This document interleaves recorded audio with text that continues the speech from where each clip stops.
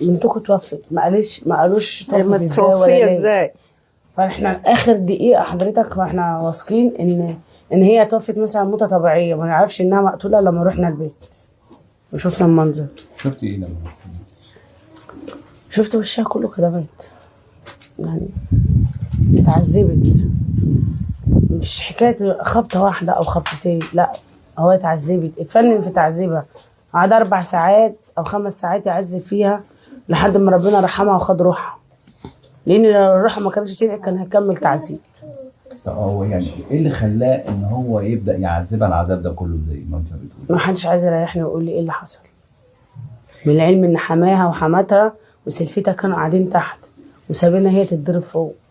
ولما الجيران ده كل ده من اقاويل الجيران حاولوا ان هم دي جلابيتها اللي كانت لابساها اخر مره كانت هنا من 15 يوم قبل ما تتوفى ب 15 يوم. جلابيتها ساباها هنا عشان لما تيجي تلبسها. جلابيتها جديده ما اتلبستش الا مره واحده. لسه ما فرحتش بهدومها حتى ولا بحاجتها. يعني ايه مش عايزين يريحوكي ويقولوا لك السبب؟ ما حدش عايز يقول لي ايه السبب. يعني هي كانت بتتضرب فوق، قعدت 5 ساعات 6 ساعات تتضرب وهم قاعدين تحت.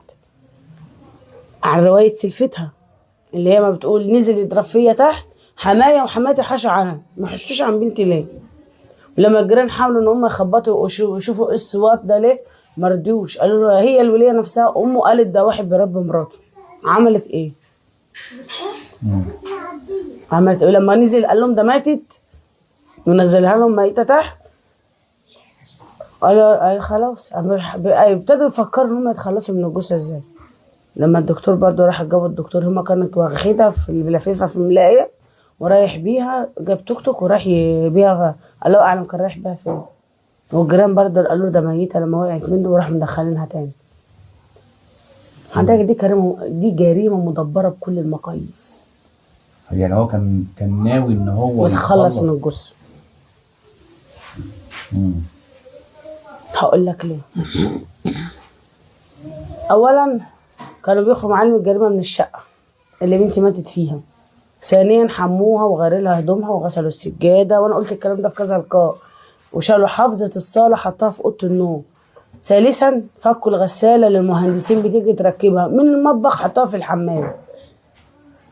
مدبره ومش مدبره؟ ليه فكوا الغساله حطوها في الحمام؟ عشان بنتي ميته ما بين الحمام واوضه النوم. قاعد يضرب فيها على دماغها، ما كسر لها جمجمه دماغها وعمل لها نزيف داخلي. لما وقعت فقدت توازنها بقيت واخده 22 خبطه برجله في صدرها، كسر لها 3 ضلوع والعظمه اللي